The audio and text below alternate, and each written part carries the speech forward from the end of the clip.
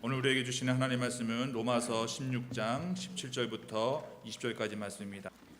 로마서 16장 17절부터 20절까지 말씀을 제가 받들어 읽겠습니다. 형제들아, 내가 너희를 권하노니 너희가 배운 교훈을 거슬러 분쟁을 일으키거나 거치게 하는 자들을 살피고 그들에게서 떠나라.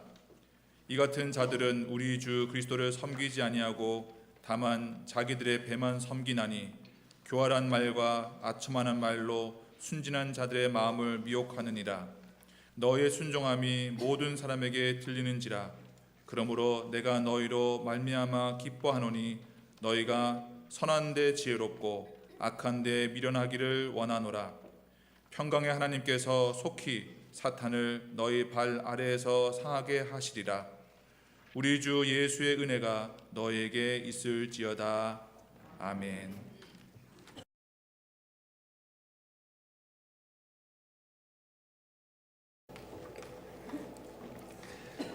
이제 2018년 한 해의 마지막 달이 되었습니다. 연초에는 사람들이 기대와 또 희망으로 시작하였다가도 연말이 되면 많은 사람들이 지쳐서 힘들어합니다. 지금 곳곳에 들리는 소식은 경제와 사람들의 생활이 어려워져서 많은 분들이 힘들다고 말합니다. 개인이나 가정의 삶은 언제나 굴곡이 있습니다. 시련도 있고 또 힘든 일들도 있습니다. 그러나 시련과 힘든 일이 지나면 또 새로운 성장을 깨닫게 되고 또 새로운 기쁨도 우리가 맛보는 것이 우리의 모습입니다. 바울은 몇 가지 문제로 로마 교회 공동체에게 편지를 보내었습니다. 그들 사이에 불화와 갈등이 있는 것을 알고는 편지를 써서 그들을 복음 안에서 하나 되게 하기 위해서 노력을 하였습니다. 이제 로마 교회 공동체에 보내는 편지를 로마서 16장에 마무리하면서 그들에게 마지막 말을 남기고 있습니다. 주로 교인들에게 서로 문안을 하면서 인사를 하면서 공동체를 사랑하는 마음을 보여주고 있습니다.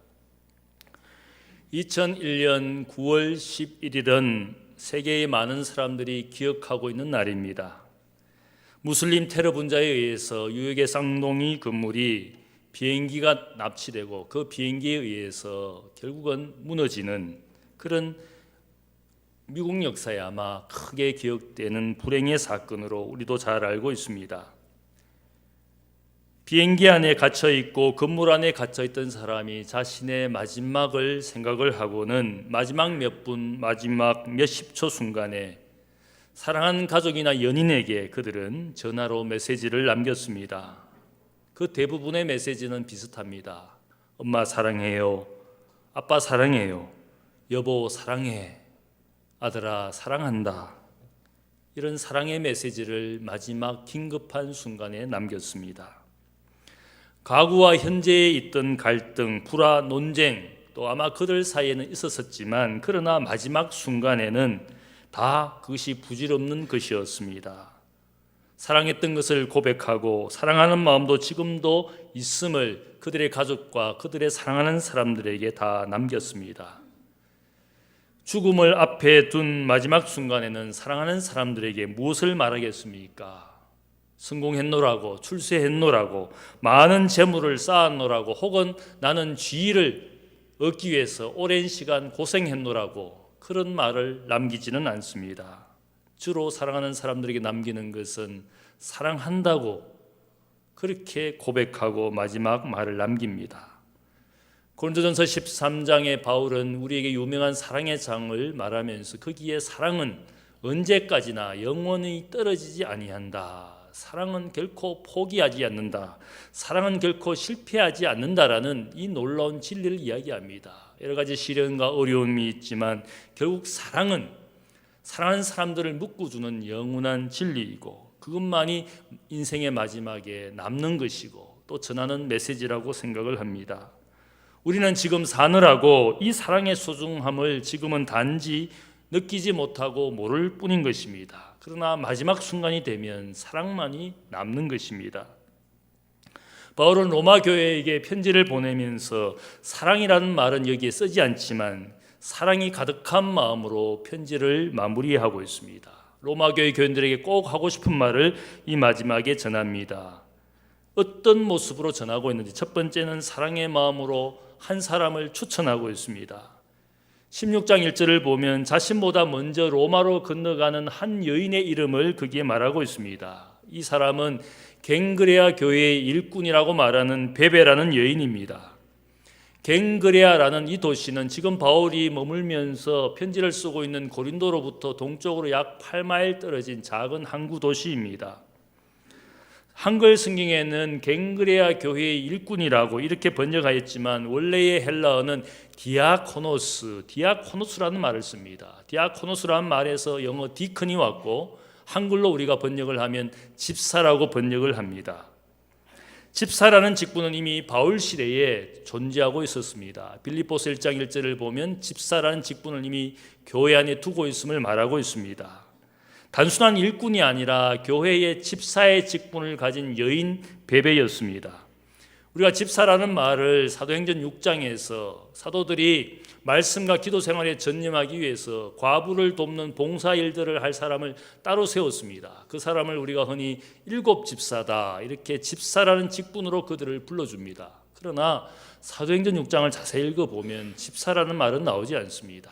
단지 우리 중에 일곱을 택하였다, 그렇게 말을 하는데 우리는 이 사람들을 봉사의 직무를 한다고 집사라고 부르지만 사실은 집사라는 명칭은 없습니다. 성경에 나타난 최초의 집사는 베베라는 여인입니다. 오히려 일곱 집사라고 부르는 그 7명의 남자들은 예루살렘 교회를 섬기는 교회의 집사가 아니라 늘 여러 곳을 다니며 복음을 전하는 전도자입니다. 그래서 서데반도 유대인들 앞에서 복음을 변증하다가 돌에 맞아 순교를 당합니다. 또한 빌립은 이디오피아 내시에게 광야에서 전도를 합니다. 사마리아에 내려가서 전도를 합니다. 7사람은 집사가 아니라 오히려 여러 곳을 다니는 복음의 전도자였습니다. 진정한 집사의 직분으로 명명된 사람은 오늘 이 갱그레아 교회의 집사 베베라는 여인입니다. 제가 생각할 때 초기 기독교회의 집사는 남자가 아니라 주로 여자를 일컫는 말이었습니다. 그때나 지금이나 교회를 열심히 섬기고 적극적으로 봉사하는 사람들은 주로 여인들이었습니다. 우리 대학교는 어떻습니까? 남전도회가 잘할 것 같습니까? 여전도회가 잘할 것 같습니까? 누가 열심히 시간을 내어서 봉사를 하겠습니까? 물론 우리 남자분들은 직장과 일이 있으니까 교회에서 봉사하기가 힘듭니다. 어쨌든 이 교회를 섬기고 또 공동체를 잘 섬기는 사람들이 주로 여인들이었습니다. 그래서 초기 교회에서도 집사는 여인들에게 주던 직분이었던 것 같습니다. 바울은 16장에서 베베를 집사라고 부르기도 하고 우리의 자매 이렇게 불렀습니다. 자매라는 말도 형제, 남자들에게 쓰는 가족 같은 그 명칭을 여인들에게 교회 공동체에서 자매라고 불렀습니다. 가족처럼 소중히 여기는 여인 베베였습니다. 베베라는 이 집사는 어떤 일로 로마에 먼저 가게 되었고 바울은 이 여인을 로마 교회 공동체가 환영하고 영접해서 그녀의 필요한 것을 도와주라고 오늘 편지의 서문에 쓰고 있습니다. 왜 이 여인 베베를 도와주어야 하는지 그 이유를 바울이 2절에 말합니다. 첫째 이유는 그들이 성도라면, 로마 교인들이 성도라면 당연히 성도에 합당한 예절로 도와주라. 성도에 합당한 삶으로, 성도에 합당한 삶의 스타일로 당연히 새로운 사람, 낯선 사람을 도와주어야 됩니다. 우리가 교회를 섬기면서 가끔씩 그런 마음이 듭니다. 왜 내가 이렇게 남들이 하지 않는 수고를 할까? 왜 내가 잘 모르는 사람을 도와주어야 하나, 섬겨야 하나, 이런 의심과 의문이 들 때가 있습니다. 우리가 왜 도와야 되고 왜 섬겨야 됩니까? 여기에 보면 단 한 가지 이유입니다. 너희가 왜 베베라는 집사를 도와주어야 하는지 단 한 가지 이유를 말합니다. 성도로 부르심을 입었기 때문에 성도에 합당한 예절로 그들을 섬겨야 된다는 겁니다. 내가 하나님의 거룩한 백성이니까 세상의 사람들과는 다른 모습으로, 내가 그리스도인이니까 세상의 사람들은 안맥이 있고 인맥이 있고 혹은 무엇인가 관계되어져서 서로 이익을 주고받는 존재이기 때문에 도와줄 이유라고 생각할지 모르지만 그리스도인은 우리가 아무 연관도 없지만 얼굴도 모르지만 이름도 모르지만 성도에 합당한 삶으로 그녀를 환영해 주라는 겁니다. 우리 교회에도 새가족이 늘 찾아옵니다. 새가족을 찾아와서 내 옆에서 예배를 드리고 예배를 마치고 식사를 하러 가는데 분명히 이 사람은 내가 모르는 사람이고 새로 왔을 것 같은 사람인데 그때 제가 인사를 시킵니다. 인사를 시키면 형식적으로 여러분이 일단 하게 될 겁니다. 그러나 예배를 마치면 이분이 그 다음 밥을 먹으러 우리가 라운지에 가서 식사를 해야 되는데 누가 인도해 주는 사람이 없으면 스스로 자기 발로 밥 먹기가 얼마나 힘든 겁니까? 누군가 내 곁에서 제가 이 교회 집사 누구입니다. 오신 것을 환영합니다. 저와 함께 같이 식사에 줄을 서서 식사를 하시지 않겠습니까?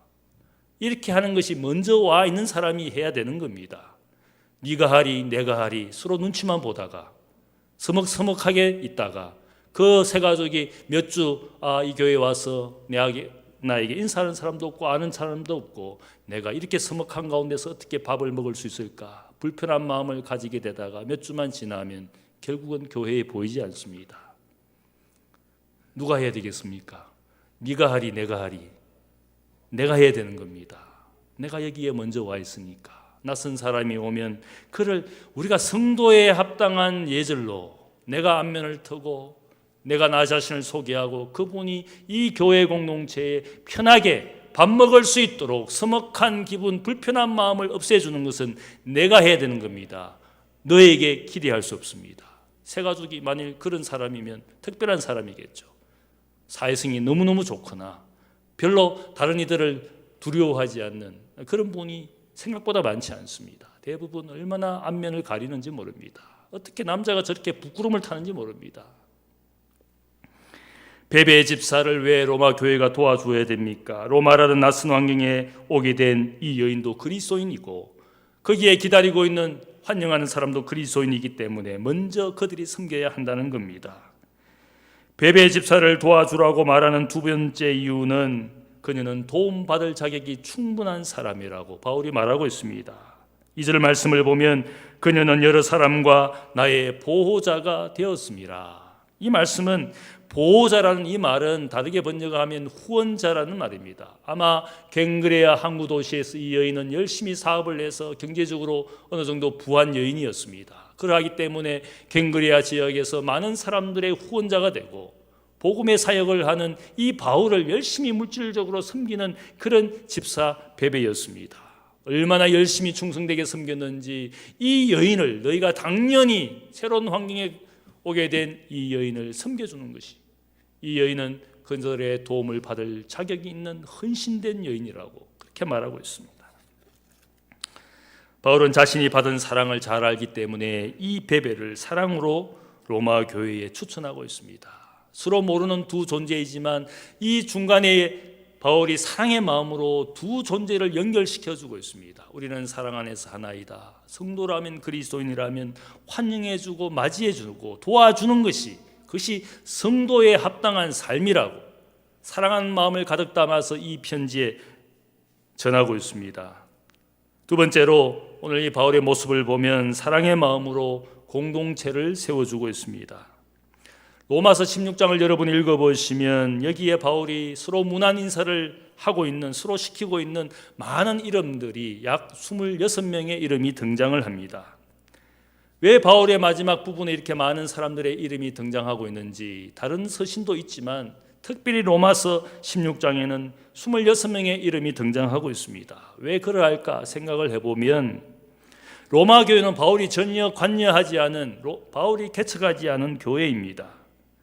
하지만 바울은 알았습니다. 제국의 수도에 있는 이 로마 교회가 앞으로 미래의 교회 시대에 얼마나 큰 역할을 하고 중요한 위치를 차지할지 잘 알고 있었습니다. 그래서 로마로 건너가기 전에 미리 로마 교회와 자신을 사랑의 끈으로 복음의 끈으로 묶고자 많은 사람들의 이름을 등장시킵니다. 그 이름들은 바울이 다른 지역에서 이미 복음 사역을 하면서 만났던 사람, 알고 있는 사람이고 그들이 지금 로마 교회 공동체의 일원인 것을 그들에게 문안 인사를 하면서 내가 그들과 복음 안에서 사랑의 끈을 이미 맺고 있는 사람이라고 그 사실을 강조하고 있습니다.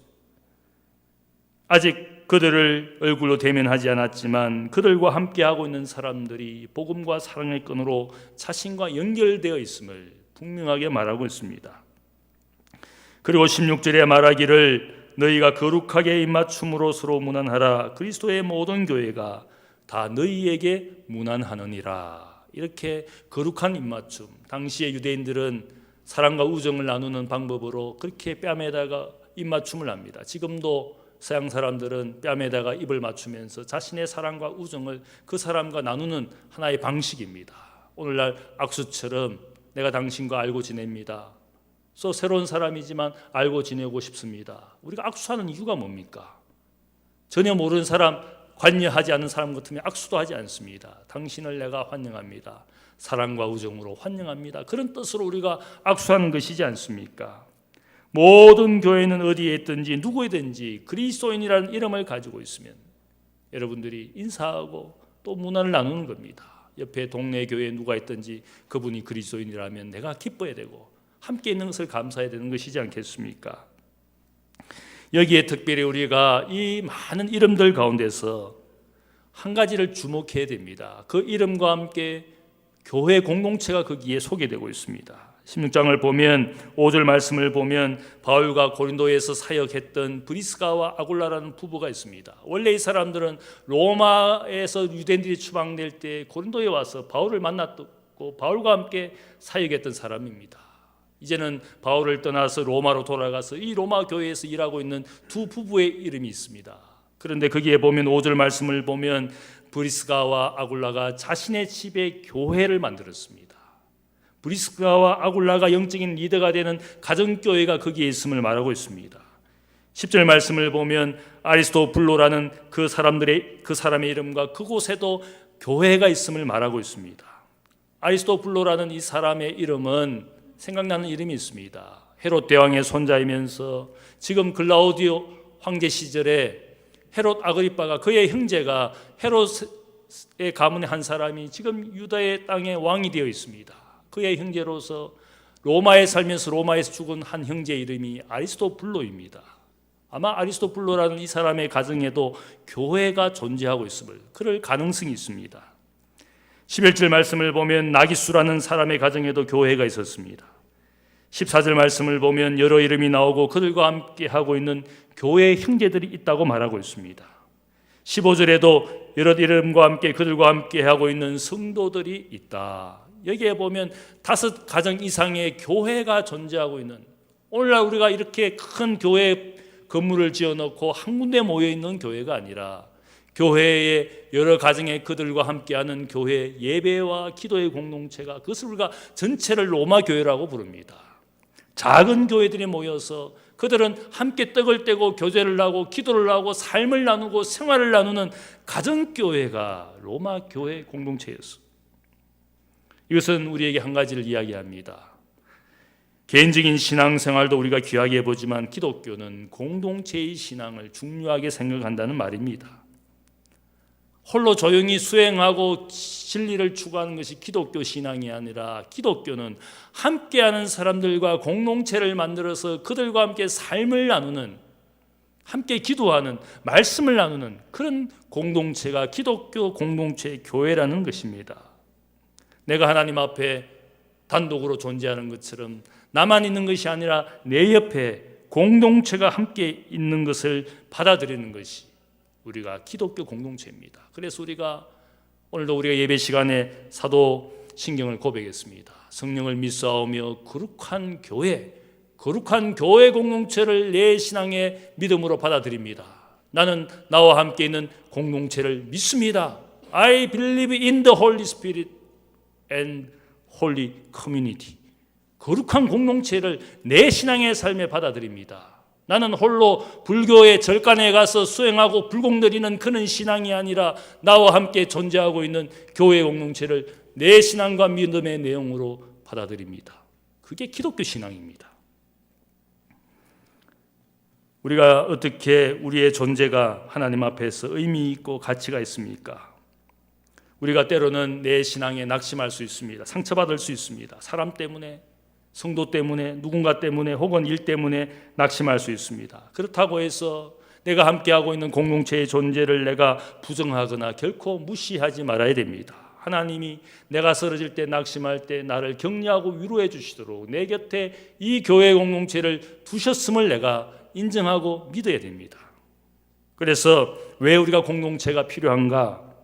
사실은 바울은 이 교인들 사이에 불화하고 갈등하고 있는 사실 때문에 편지를 썼습니다.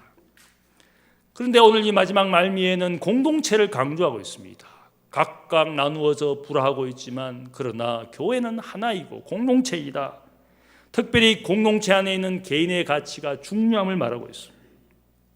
여기에 보면 공동체가 어떤 공동체입니까? 여기 이름을 보면 바울이 열거한 이름 중에는 부자가 있습니다. 권력과 지위를 가진 사람, 아리스토블로와 나기수 같은 사람이 있었습니다. 여기에는 가난한 자도 분명히 있었습니다. 남자들도 있었지만 여기에 9명의 여자의 이름이 나옵니다. 남자, 여자가 함께 있습니다. 로마 사람도 있지만 유대인 이름도 있습니다. 그리고 여기에 보면 놀라운 것은 노예들의 이름도 나옵니다. 당시의 주인들이 노예에게 노예를 사서 자기의 가정을 둘 때 이름을 지어준 노예들이 있습니다. 거기에 보면 8절에 암블리아, 9절에 우르바노, 14절에 흠에, 15절에 빌로로고 율리아라는 이름은 당시에 주인들이 흔하게 노예에게 주었던 이름이었습니다.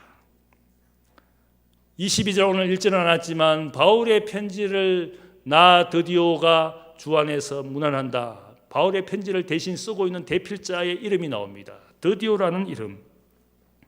바울은 아마 눈이 나빠서 특별히 드디오라는 사람에게 자기의 편지를 쓰도록 대필자로 사용했습니다. 드디오라는 이름은 third라는 넘버 3라는 뜻을 가지고 있습니다. 그리고 23절을 보면 사도 바울이 자신의 고린도사에게 함께하고 있는 구아도, 형제 구아도라는 말은 콸투스라는 말은 넘버 4라는 뜻입니다. 넘버 3, 넘버 4. 이름이 아니라 숫자를 붙여주었습니다. 그 뜻은 이 사람들은 노예였다는 사람입니다. 노예였지만 지금쯤 자유민이 되어서 어쩌면 형제로, 사역자로, 동역자로 바울 곁에 일하고 있을지 모르겠어. 이름 없는 존재였습니다. 노예처럼 그냥 재산, 주인의 소유물로 여겨졌던 사람이지만 로마 교회 공동체 안에서 이들은 자기의 존재감을 가지고 있습니다. 존재의 가치를 느끼고 자존감을 가지고 일하고 있습니다. 가끔 영화를 보면 마지막 부분에 캐스터 된 사람들의 이름을 쭉 나옵니다. 거기에 보면 엑스트라는 어떻게 나옵니까? 지나가는 사람 1, 지나가는 사람 2, 지나가는 사람 3. 여러분의 존재가 이름을 가지고 무엇인가 공동체 안에서 관계를 맺을 때 우리의 가치, 존재 가치가 의미가 있고 혹은 자존감이 생기는 겁니다. 여기에 사람들이 있지만 목사가 그 사람의 이름을 모르고 넘버 1처럼 넘버 2처럼 숫자처럼 기억하고 있으면 나의 자존감이 얼마나 자존심 상하겠습니까? 내가 이 공동체 안에 나의 이름을 아는 사람이 이토록 없구나, 그 사실을 알게 되는 순간부터 우리는 내 자신의 자존감이 떨어질 수밖에 없습니다. 내가 나의 존재감을 어떻게 만들어가고 상승시킬 수가 있습니까? 저는 가끔씩 보면 현대인들이 자존감 문제 때문에 고통스러워하는 분들이 있습니다. 자존감이 없어가지고 한없이 자기를 비하합니다. 내가 자존감을 가지기 위해서는 저는 한 가지 방안이 있습니다. 내가 누군가에게 부모다, 내 자식에게 나는 그래도 부모라는 존재로 그를 위하여 내가 살고 있다는 것을 자녀가 알면 내 부모로서의 존재감이 있는 것이지 않겠습니까?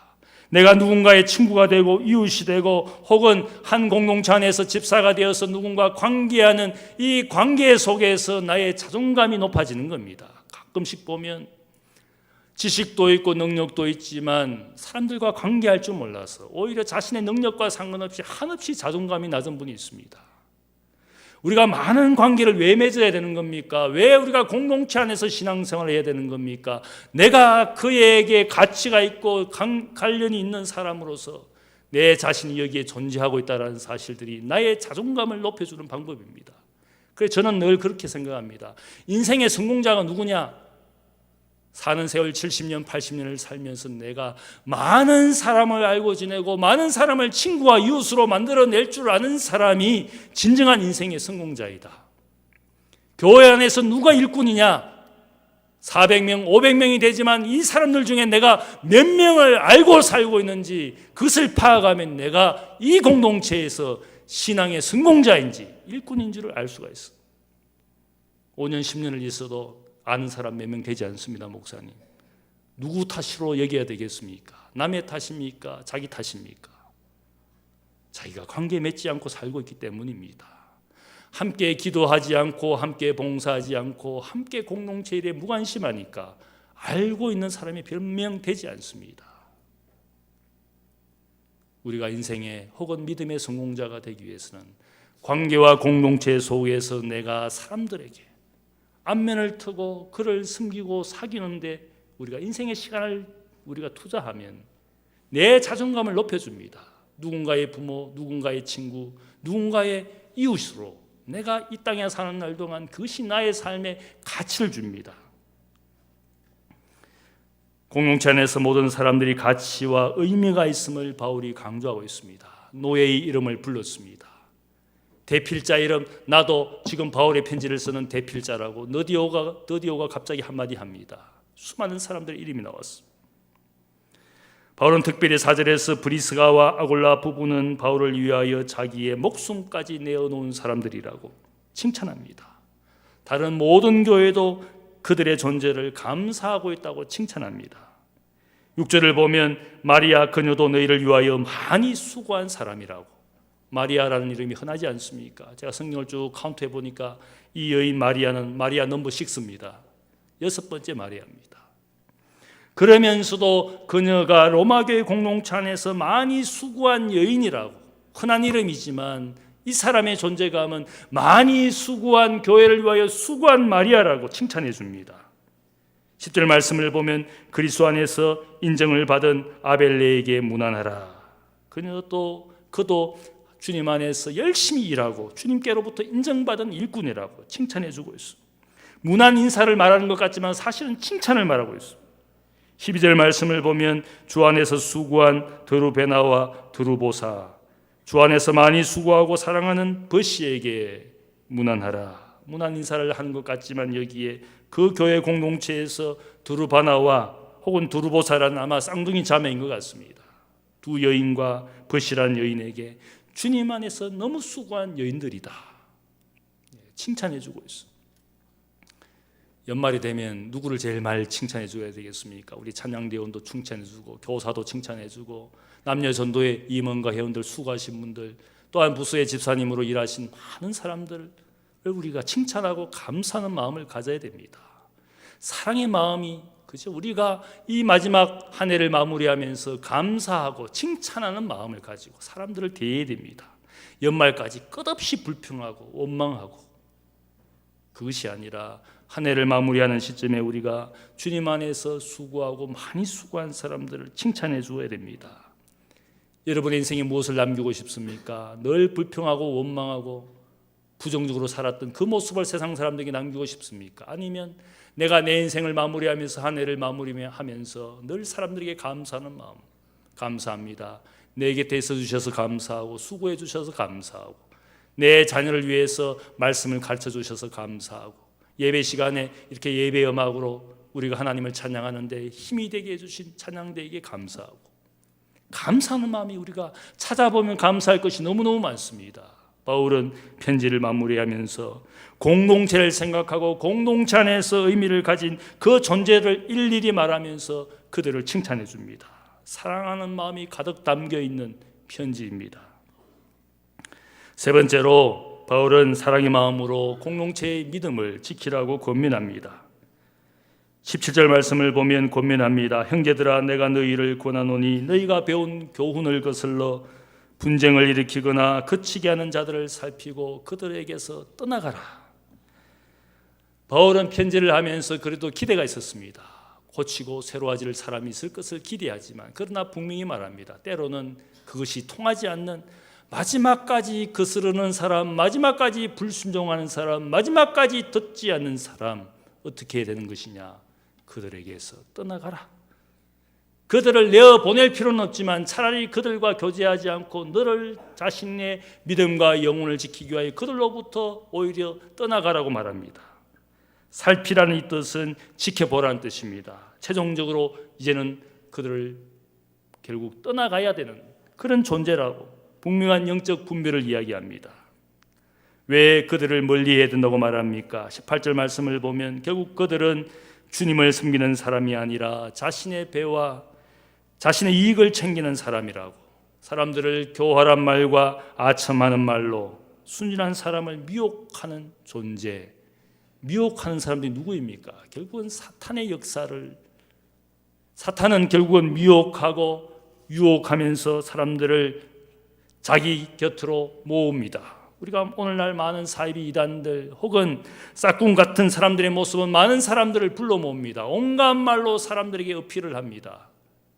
자기 집단에만 구원이 있다고 말합니다. 자기에게는 무엇인가 특별한 것이 있다고 사람들을 유혹합니다. 그것이 오늘 불법과 유혹의 시대입니다. 문제는 우리가 이런 거짓과 불법으로부터 무엇이 진실인 것인지, 무엇이 참인 것인지 우리가 참 분별하기 어려운 시대를 살고 있습니다. 우리가 어떻게 거짓으로부터 우리를 지킬 수가 있습니까? 어떻게 분별할 수가 있습니까? 여러분이 거짓과 혹은 불법으로부터 자신을 지키는 방법은 한 가지밖에 없습니다.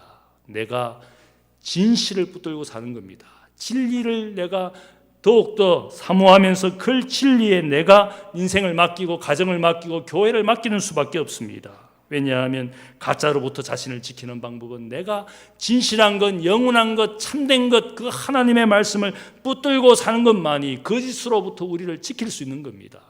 제가 늘 성경을 강조합니다. 세상에 영원한 것은 하나님의 말씀밖에 없습니다. 인생의 모든 것은 다 사라지는 겁니다. 아무리 좋은 교회당 만들고 많은 교인들이 모인 교회를 할지라도 시간과 세월이 지나면 그 미래는 어떻게 될지 모릅니다. 저 세계 교회가 그 당시에는 수천 명이 모여서 예배를 드렸지만 오늘 200년, 300년이 지나면서 그 교회당은 예배하는 교회가 아닙니다. 관광객이 구경하는 교회가 되었습니다. 오늘 우리가 많은 사람이 모여있다고 해서 이것이 영원히 갈 것이냐? 아무도 말하지 못합니다. 인간의 영광은 아침에 폈다가 저녁에 지는 꽃과 같은 것이 인간의 영광이다. 오직 하나님의 말씀만 영원한 것이다. 그것이 참이니까, 그것이 진리니까, 영원한 것이니까 우리가 무엇을 붙들고 살아야 됩니까? 영원한 진리의 말씀. 그 말씀을 붙들고 살아야 됩니다. 열심히 진리의 말씀, 하나님의 말씀을 배우고 열심히 하나님의 말씀이 권하는 삶에 내가 순종하여 살아가야 됩니다. 성경 말씀을 열심히 전하는 목회자들을 내가 사랑하고 가까이 해야 됩니다. 가만히 보면 목사들 가운데도 하나님의 말씀을 전하지 않습니다. 자기 생각대로, 자기 뜻대로, 자기 인사이트대로 사람들에게 말해서 사람들 많이 모읍니다. 가만히 보면 그 목사님들 성경을 전하지 않습니다. 자기 생각으로 사람들의 마음과 기분을 흡족하게 하고 그래서 사람들이 거기에 모여들어갑니다. 문제는 그것이 하나님의 말씀이 아니라는 데 문제가 있어요. 우리가 왜 말씀을 붙들어야 됩니까? 그것만이 영원하기 때문에. 우리가 누구를 사랑해야 됩니까? 말씀을 사랑하고 기도하기를 절기하는 그 성도들과 가까이 해야 됩니다. 말씀 배우기 싫어하고 기도하기 싫어하고 세상 좋아하고 세상 이야기하는 거 좋아하는 그런 성도들 곁에 있으면 내 믿음도 내 영혼도 위험한 겁니다. 교회 안에 보면 기도하는 거 싫어합니다. 예배하는 거 싫어합니다. 커피집에 가서 커피 먹으면서 세상 이야기하고 아파트 이야기하고 자식 이야기하고 그곳은 가고 싶은데 기도하는 모임, 봉사하는 모임은 싫어하는 분이 있습니다. 제가 분명히 말합니다. 누가 위험한 겁니까? 내 영혼을, 내 믿음을 누구에게 맡기고 있습니까?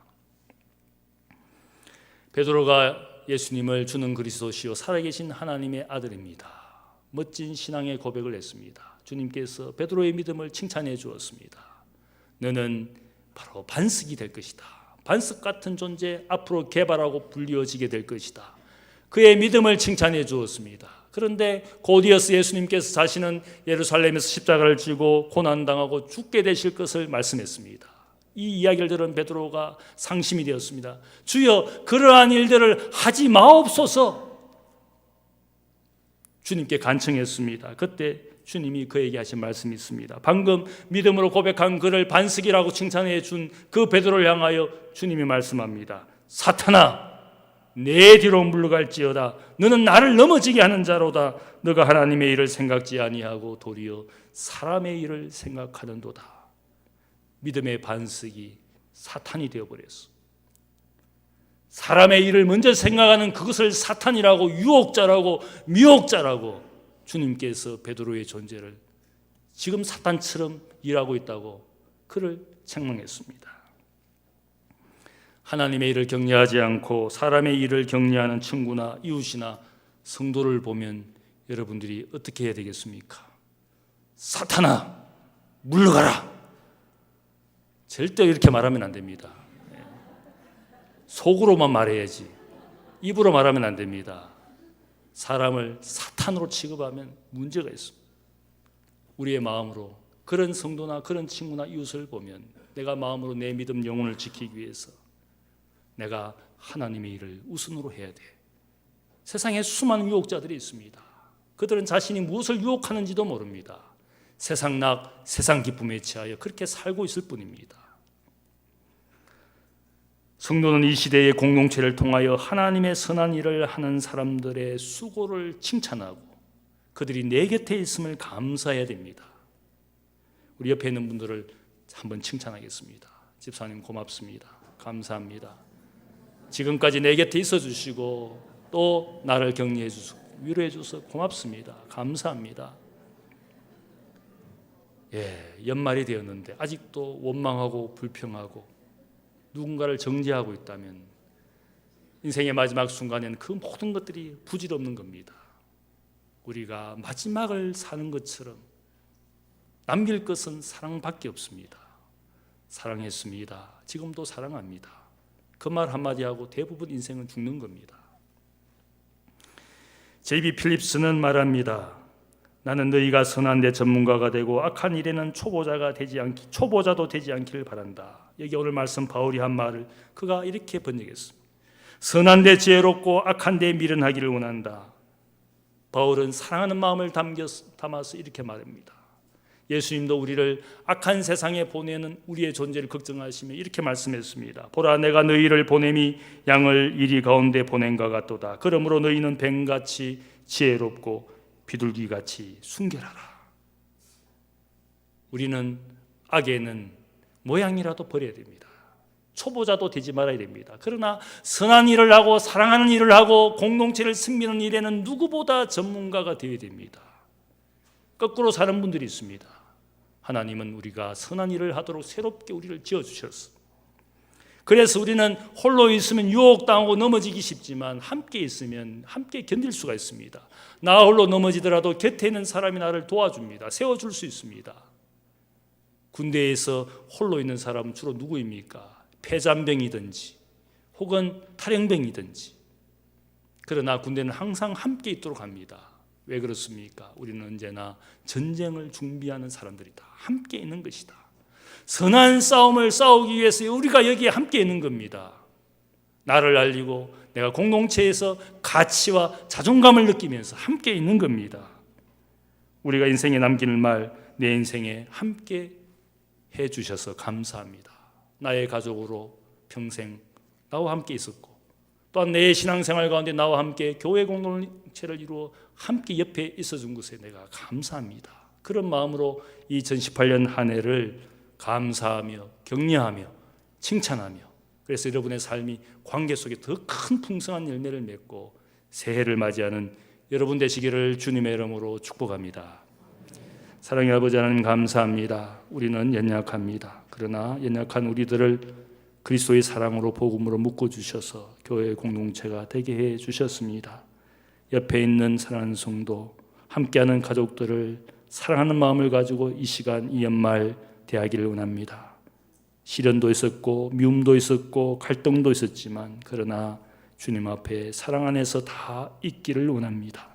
이제는 사랑하는 마음, 칭찬하는 마음으로 옆에 있는 이들을 내가 먼저 섬기고 사랑해서 연약한 형제도 자매도 함께 주님 안에서 세워져가는 귀한 교회 공동체가 되게 하여 주옵소서.